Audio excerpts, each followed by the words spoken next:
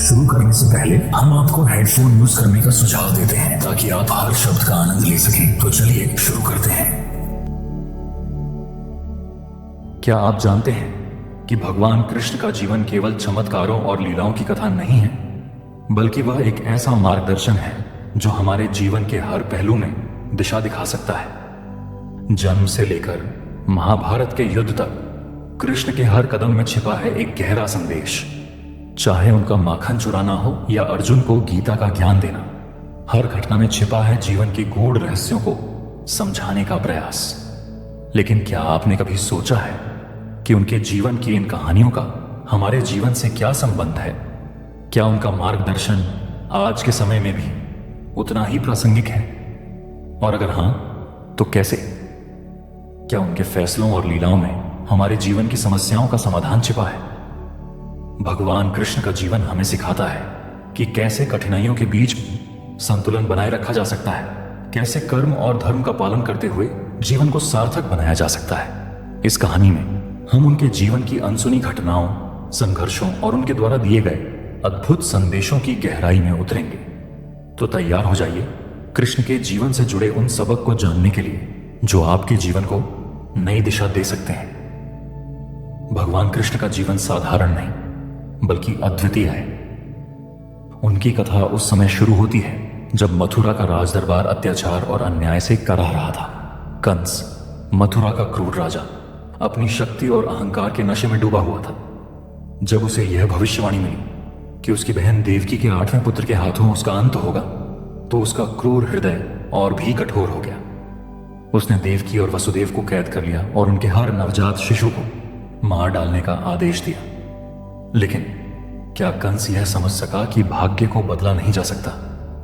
कृष्ण का जन्म अंधकार भरी रात में हुआ, जब जेल की ऊंची दीवारों और कड़े पहरे के बीच भी चमत्कारिक घटनाएं घटने लगी। जेल के द्वार अपने आप खुल गए, पहरेदार गहरी नींद में सो गए और वसुदेव ने शिशु कृष्ण को यमुना नदी पार कर गोकुल में नंद और यशोदा के घर पहुंचा दिया।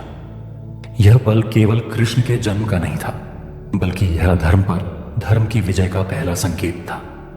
गोकुल में कृष्ण का बचपन माखन चोरी, गोपियों के साथ लीला और राक्षसों के संहार के अद्भुत किस्सों से भरा हुआ था। पूतना, बकासुर और अघासुर जैसे राक्षसों का वध केवल उनके अद्भुत पराक्रम को ही नहीं दर्शाता, बल्कि यह भी बताता है कि कैसे वह बुराई को समाप्त करने के लिए जन्मे थे। लेकिन उनके जीवन का सबसे महत्वपूर्ण पहलू यह था कि वह केवल एक योद्धा नहीं थे, बल्कि एक दार्शनिक, मार्गदर्शक और सच्चे मित्र भी थे। उनका सानिध्य केवल गोकुल और मथुरा तक सीमित नहीं रहा। हस्तिनापुर के राज परिवार से उनका गहरा संबंध था। पांडवों के साथ उनकी मित्रता और दुर्योधन के साथ उनकी कूटनीतिक बातचीत महाभारत के युद्ध की नींव बनी। लेकिन सबसे बड़ा सवाल यह है कि क्या कृष्ण केवल कंस के अंत और कुरुक्षेत्र के युद्ध के लिए आए थे, या उनका अवतार मानवता को एक व्यापक संदेश देने के लिए था? उनकी हर घटना, हर निर्णय और हर लीला में छिपा है जीवन का एक महत्वपूर्ण पाठ। कृष्ण का जीवन केवल चमत्कारों और विजय का नहीं था, बल्कि संघर्ष, आत्म बलिदान और सत्य की खोज का प्रतीक था। उनके जीवन की यह पृष्ठभूमि हमें उस गहराई में ले जाती है जहां से उनकी लीलाओं और संदेशों की असली शुरुआत होती है। कृष्ण के जीवन की कहानी गोकुल और मथुरा की सीमाओं से आगे बढ़कर समस्त आर्यावर्त की महागाथा बन जाती है। जब कृष्ण ने गोकुल में बाल लीलाओं के माध्यम से अपनी दिव्यता का परिचय दिया, तो उनका असली उद्देश्य धीरे धीरे स्पष्ट होने लगा। यह वह समय था जब मथुरा में कंस का आतंक अपने चरम पर था। गोकुल में बड़े होते हुए भी कृष्ण का मनोबल और उनका उद्देश्य अडिग रहा। कंस द्वारा भेजे गए एक के बाद एक राक्षस, पूतना, बकासुर, अघासुर, सभी का वध कर कृष्ण ने साबित कर दिया कि वह अधर्म को समाप्त करने और धर्म की पुनर्स्थापना के लिए ही इस धरती पर अवतरित हुए हैं। लेकिन कहानी तब और रोचक हो जाती है जब कंस अपनी शक्तियों के बावजूद कृष्ण को पकड़ने और उन्हें समाप्त करने में असफल रहता है। उसने अखाड़े में मल्ल युद्ध के लिए कृष्ण और उनके बड़े भाई बलराम को आमंत्रित किया, लेकिन यह कोई साधारण मल्ल युद्ध नहीं था। यह कंस की अंतिम चाल थी, जहां उसने अपने सबसे शक्तिशाली योद्धाओं चाणूर और मुष्टिक को भेजा। मथुरा का पूरा राजदरबार इस मल्ल युद्ध को देखने के लिए एकत्र हुआ। कृष्ण और बलराम ने अपने अद्भुत पराक्रम से न केवल इन योद्धाओं को पराजित किया, बल्कि अंततः कंस को भी अपने ही दरबार में मार गिराया। यह क्षण केवल एक अत्याचारी राजा के अंत का नहीं था, बल्कि यह धर्म की विजय और कृष्ण के वास्तविक उद्देश्य की शुरुआत का संकेत था। मथुरा में कंस का अंत एक महत्वपूर्ण मोड़ था, लेकिन यह केवल शुरुआत थी। कंस का अंत करने के बाद कृष्ण ने मथुरा के लोगों को राहत तो दी, लेकिन उनका संघर्ष यहीं समाप्त नहीं हुआ। जरासंध, कंस का ससुर और मगध का शक्तिशाली राजा, बार बार मथुरा पर हमला करने लगा। जरासंध ने मथुरा पर 17 बार आक्रमण किया। हर बार कृष्ण और बलराम ने अपनी कुशल रणनीति और पराक्रम से मथुरा को बचाया, लेकिन कृष्ण को यह समझ आ गया था कि जरासंध का उद्देश्य केवल मथुरा को नष्ट करना नहीं है, बल्कि अधर्म और अत्याचार को और फैलाना है। जरासंध के लगातार आक्रमणों से बचने और मथुरा के लोगों की रक्षा करने के लिए कृष्ण ने मथुरा से द्वारका तक का मार्ग अपनाया। द्वारका एक अद्भुत नगरी समुद्र के किनारे पर बसाई गई। यह स्थान न केवल सुरक्षा के लिए आदर्श था, बल्कि यह एक नए युग की शुरुआत का प्रतीक भी था। द्वारका में कृष्ण ने न केवल एक राजाधिराज के रूप में शासन किया, बल्कि एक मार्गदर्शक और गुरु के रूप में भी अपनी भूमिका निभाई। कृष्ण का जीवन केवल युद्ध और राजनीति तक सीमित नहीं था। उनका संबंध हस्तिनापुर के राज परिवार से और गहरा हुआ जब उन्होंने पांडवों के साथ मित्रता की। यह मित्रता केवल व्यक्तिगत संबंधों का प्रतीक नहीं थी, बल्कि धर्म और सत्य की विजय के लिए उनकी सामूहिक यात्रा का आधार भी बनी। हस्तिनापुर में जब द्रौपदी का चीरहरण हुआ, तो कृष्ण ने न केवल उनकी लाज बचाई, बल्कि यह भी स्पष्ट कर दिया कि वह न्याय के खिलाफ खड़े रहने वाले व्यक्ति हैं। उन्होंने पांडवों को आत्मबल और धैर्य का पाठ पढ़ाया और धर्म की राह पर अडिग रहने की प्रेरणा दी। लेकिन यह सब केवल कृष्ण के जीवन की लीलाओं का हिस्सा था। उनकी असली परीक्षा और संदेश तब सामने आए जब महाभारत का युद्ध छिड़ा। कुरुक्षेत्र का यह महायुद्ध केवल एक सिंहासन के लिए लड़ाई नहीं थी, बल्कि यह धर्म और अधर्म के बीच का निर्णायक युद्ध था। पांडवों की ओर से कृष्ण का सारथी बनना यह दर्शाता है कि उन्होंने शक्ति और सत्ता की बजाय सत्य और धर्म का साथ दिया। गीता का उपदेश जो इस युद्ध के दौरान दिया गया, न केवल अर्जुन के लिए मार्गदर्शन था, बल्कि यह समस्त मानवता के लिए जीवन का शाश्वत सत्य और दर्शन बन गया। कृष्ण की कहानी यहां केवल घटनाओं और संघर्षों की कथा नहीं है। यह एक गहरे दर्शन, मानवता के लिए आदर्श और एक महान जीवन का प्रतीक है। उनकी प्रत्येक लीला, प्रत्येक निर्णय और प्रत्येक संघर्ष हमें यह सिखाता है कि जीवन में धर्म, सत्य और कर्म का क्या महत्व है। कृष्ण के जीवन का चरमोत्कर्ष उनकी दिव्यता, उनके संदेश और उनके कर्मों की पराकाष्ठा को दर्शाता है। जब महाभारत के युद्ध का समय आया, तो यह केवल कौरवों और पांडवों के बीच का संघर्ष नहीं था।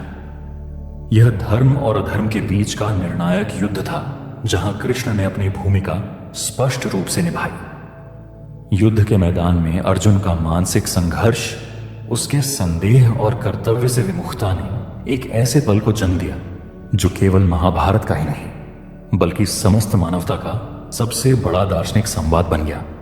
श्रीमद् भगवद गीता। अर्जुन, जो अपने ही परिवार और गुरुओं के खिलाफ युद्ध करने को लेकर भ्रमित था, अपने अस्त्र शस्त्र त्याग कर कृष्ण के पास शरण लेता है। यहां कृष्ण ने अपने विराट स्वरूप का दर्शन कराते हुए अर्जुन को जीवन का सबसे गहरा सत्य सिखाया। उन्होंने कहा, तुम केवल एक माध्यम हो। यह शरीर नश्वर है, लेकिन आत्मा अमर है। अपने कर्तव्य का पालन करना ही सबसे बड़ा धर्म है। कृष्ण का यह उपदेश न केवल अर्जुन को युद्ध के लिए प्रेरित करता है, बल्कि यह हमें भी सिखाता है कि जीवन के संघर्षों में हमें अपने कर्तव्यों से विमुख नहीं होना चाहिए। कुरुक्षेत्र में अर्जुन को दिए गए इस गीता उपदेश ने इस युद्ध को मात्र एक शस्त्र बल का प्रदर्शन नहीं, बल्कि एक आध्यात्मिक युद्ध बना दिया। कृष्ण ने अर्जुन को यह समझाया कि निष्काम कर्मयोग ही सबसे श्रेष्ठ मार्ग है। यह सिखाया कि अपने कर्तव्यों का पालन करते हुए उनके फल की चिंता किए बिना कर्म करना ही धर्म है। इस उपदेश के दौरान कृष्ण ने अर्जुन को अपने विराट स्वरूप का दर्शन दिया, जिसमें पूरे ब्रह्मांड का चक्र घूमता हुआ दिखाई दिया। यह दृश्य न केवल अर्जुन को प्रेरणा देता है, बल्कि यह कृष्ण की दिव्यता और उनके उद्देश्य को भी उजागर करता है। कृष्ण ने महाभारत के युद्ध को केवल एक मित्र या सारथी की भूमिका में नहीं देखा। उन्होंने इसे धर्म और अधर्म के बीच का संग्राम माना।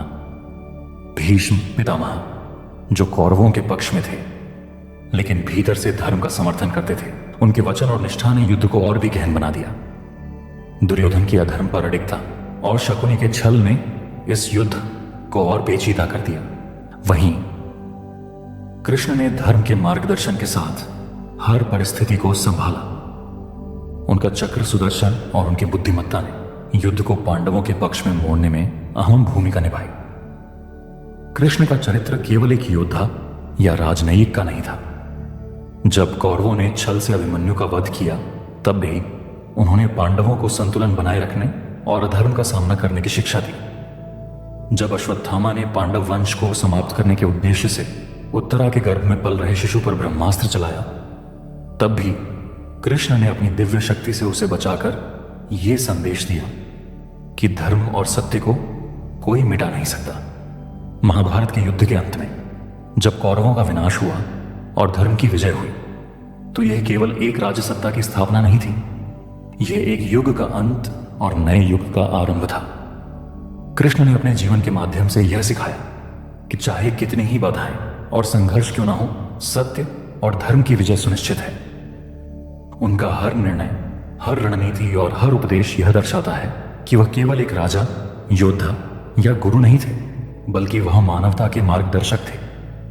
महाभारत के युद्ध का यह चरमोत्कर्ष केवल एक कथा नहीं है, यह हमें यह सिखाता है कि जीवन के हर संघर्ष में धर्म और सत्य का साथ देना ही सबसे बड़ा कर्तव्य है। चाहे परिस्थितियां कितनी ही कठिन क्यों ना हो, अपने लक्ष्य और अपने कर्तव्य के प्रति अडिग रहना ही सच्ची सफलता है।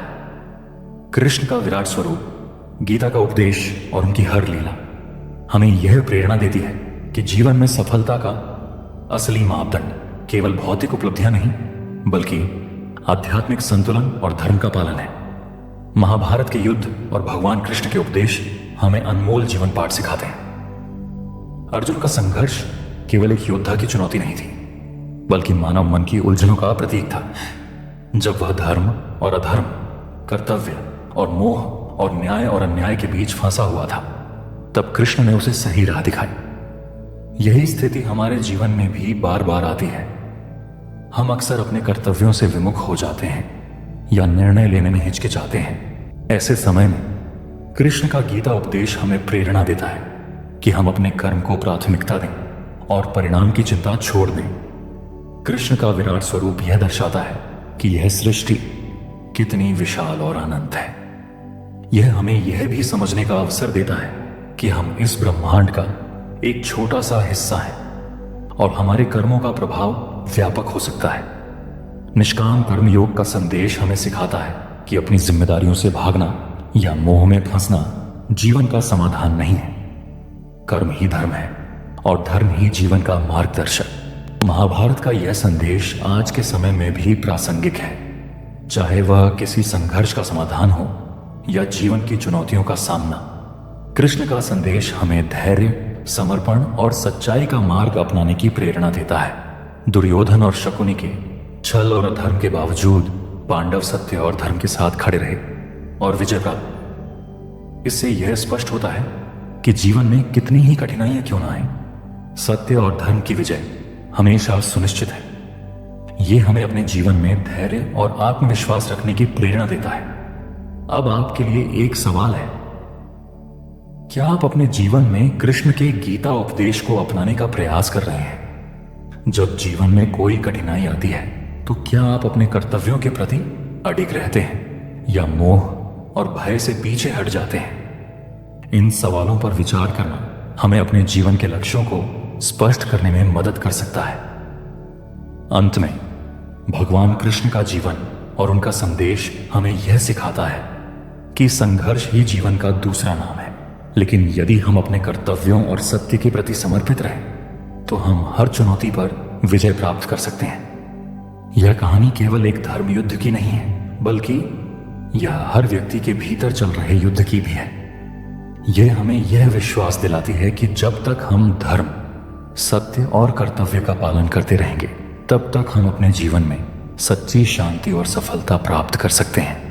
हमारी इस वीडियो का सफर यहीं खत्म होता है, लेकिन जाने से पहले हमारा आपसे एक सवाल है। इस वीडियो में किस चीज ने आपको सबसे अधिक प्रभावित किया है? कमेंट में लिखकर अवश्य बताएं, ताकि हम सब एक दूसरे के विचारों को जान सकें। और हमारे YouTube चैनल पौराणिक गुरु को लाइक और सब्सक्राइब करें, और साथ ही Facebook पर फॉलो जरूर करें, क्योंकि हम इसी तरह की रोचक कथाएं आपके लिए रेगुलर लाते रहेंगे। अगली वीडियो में फिर मिलेंगे, तब तक के लिए यूं ही खुश और मुस्कुराते रहिए।